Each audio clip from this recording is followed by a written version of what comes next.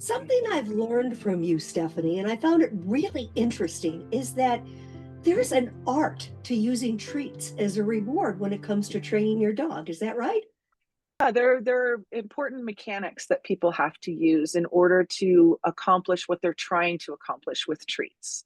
So that's why sometimes people feel like they might be spoiling their dog or the treats don't work for their dog because they aren't actually using the correct mechanics in order for it to be a tool, okay, as opposed to a bribe.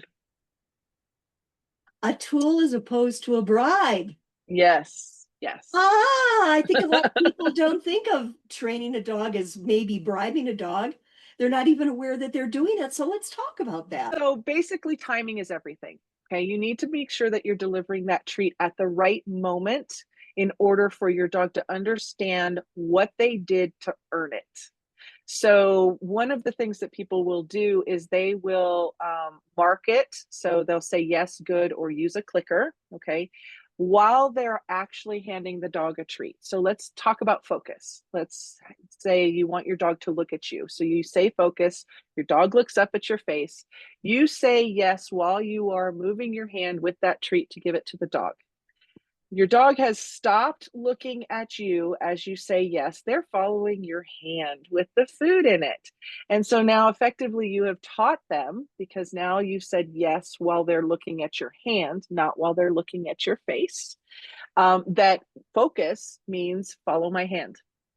So you want to make sure that you're using that marker word or the clicker, and then you're going to pause before you move to give the dog the treat so that they can understand that what you are doing when I say yes is what I want you to do.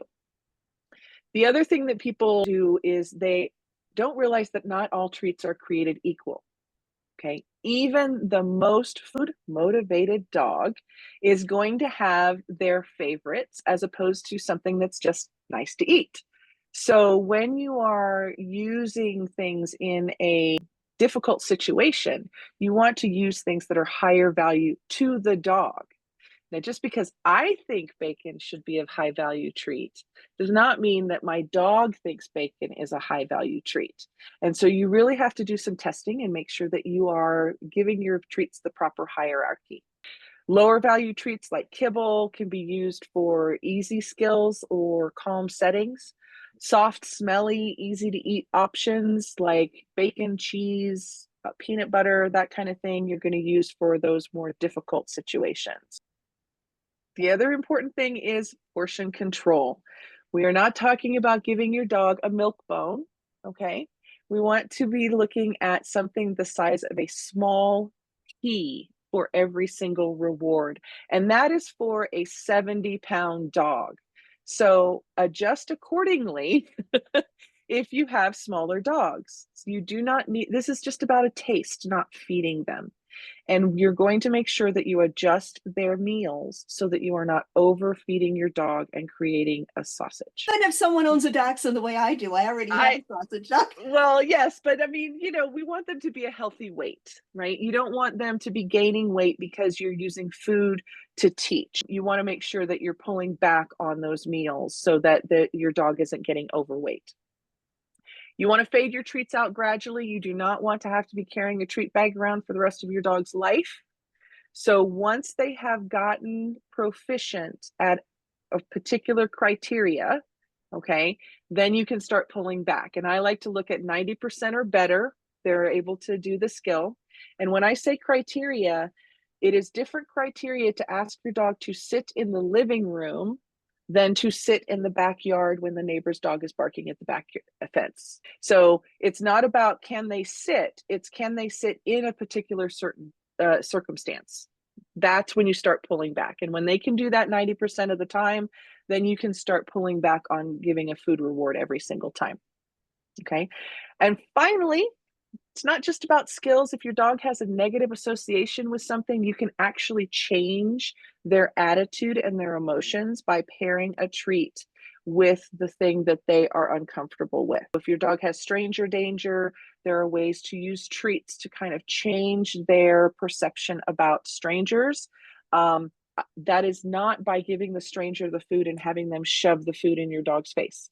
But there are techniques that can be used to help your dog feel more comfortable about those things that they're uncomfortable with by using food. So they're not bribes, they are tools that you can use, and it's a paycheck for your dog saying that they've done a good job. Excellent. Do you have any instances at all where you still give your dog a reward for following directions uh, beyond the I 90%? Yeah, I do personally. That is a personal choice that I make, and that is for the recall. And that's because for me, it is a safety issue. I don't want my dog even thinking that maybe they don't want to come when I call them, because the time that I call them, they might be heading out into heavy traffic, and I just want it to be automatic. So I do not remove the food reward for that. So if there's any skill that is very important to that your dog do every single time to you, then don't get rid of the food reward. That's why you have that marker word. If I am, asking my dog to recall and we're outside, I have that marker word that tells them, you did it right. Let's go get a treat. And I have some time to go and get that treat for them. Excellent. Well, now we can all go and we can start practicing training our dogs instead of bribing our dogs. There Maybe you I go. need to use some of those. Maybe I need to use some of those techniques on some of my family members as well.